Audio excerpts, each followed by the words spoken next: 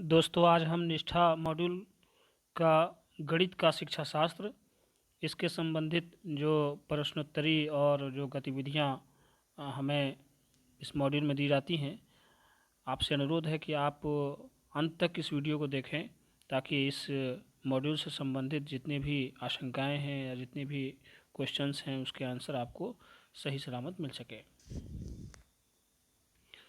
तो आपको दोस्तों इसमें आपको एक गतिविधि 3 जिसमें आपको अपनी समझ की जांच करनी होगी।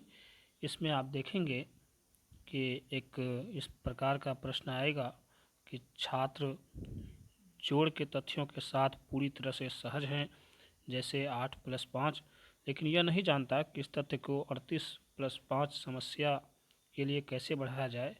यहाँ कौन सी वैचारिक समझ को मजबूत करने की आवश्यकता है। तो इसमें भी 4 विकल्प हैं। जो सही विकल्प है वो स्थानिक मान है।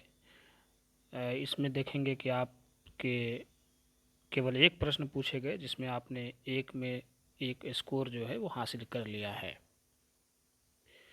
अब दूसरी गतिविधि 6 जिसमें भी आपको अपनी समझ की जांच करनी होगी। इसमें भी आपसे कुछ पूछे जा सकते हैं जिसमें आपको सही विकल्प चुनने होंगे। जैसा कि एक प्रश्न आ सकता है कि निम्नलिखित में से कौन सी विधि आप विभिन्न अंकों का परिचय देने के लिए उपयोग करेंगे। तो दोस्तों यहाँ 4 विकल्प हैं। जो सही विकल्प है वो गतिविधि का उपयोग करना है। फिर जो इस मॉड्यूल का सबसे महत्वपूर्ण अंग है वो प्रश्नोत्तरी का है। तो आइए हम देखते हैं कि इस प्रश्नोत्तरी में किस प्रकार के सवालात आपसे पूछे जा सकते हैं। एक प्रश्न आपके सामने आ सकता है कि इनमें से किसे गणित को आनंददायी बनाने की ज़रूरत नहीं है।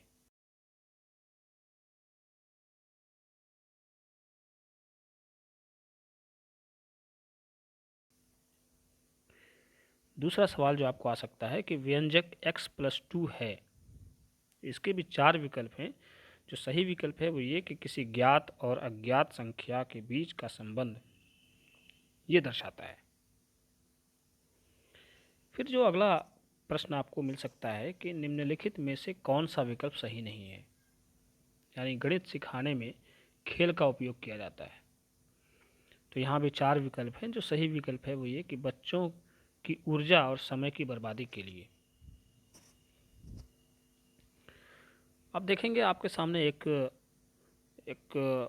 पैराग्राफ आपके सामने अगले एक सवाल में मिल सकता है कि संदर्भों पर विचार करें कि एक पेड़ के नीचे खड़ा एक आदमी अपने बाईं ओर 15 मीटर चलता है। उसी स्थान से एक और व्यक्ति अपने दाईं ओर 20 मीटर की दूरी पर चलता है। अवनी और शुभम 5 मंजिला इमारत की तीसरी मंजिल पर खड़े हैं। अवनी चौथी मंजिल की ओर 15 कदम ऊपर जाती है और शुभम 15 कदम नीचे दूसरी मंजिल की ओर जाता है। सविता ने बैंक से 10,000 रुपये निकाले और रमन्ना ने बैंक में 5,000 रुपये जमा कराए। ऐसी स्थितियां इस अवधारणा को पेश करने के लिए सबसे उपयुक्त हैं।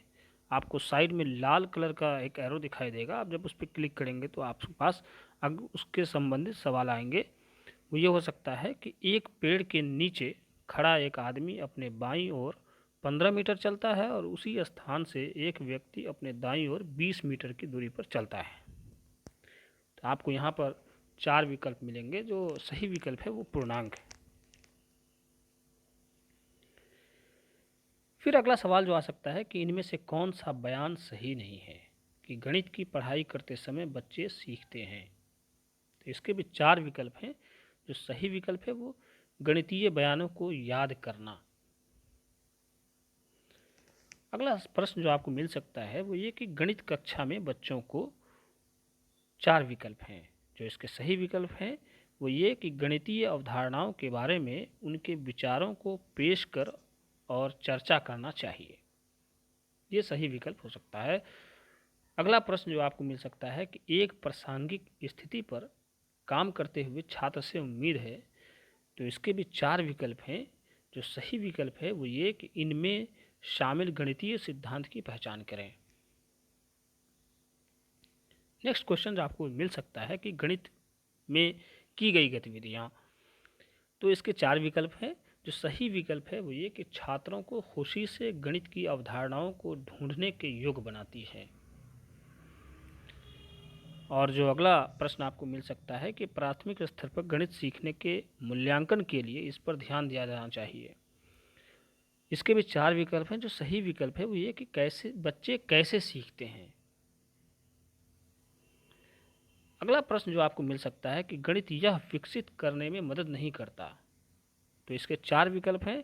जो सही विकल्प है वो शारीरिक शक्ति सही बात है। दोस्तों, इस तरह ये प्रश्नोत्तरी का जो हिस्सा है हमने सफलतापूर्वक कंप्लीट कर लिया है। आपसे अनुरोध है कि आप इस वीडियो को ज़्यादा से ज़्यादा लाइक करें, शेयर करें, और जिन लोगों ने अब तक हमारे चैनल को सब्सक्राइब नहीं किया है वो अवश्य सब्सक्राइब करें, ताकि सहायता सामग्री आपको ससमय पहुंचाया जा सके। धन्यवाद।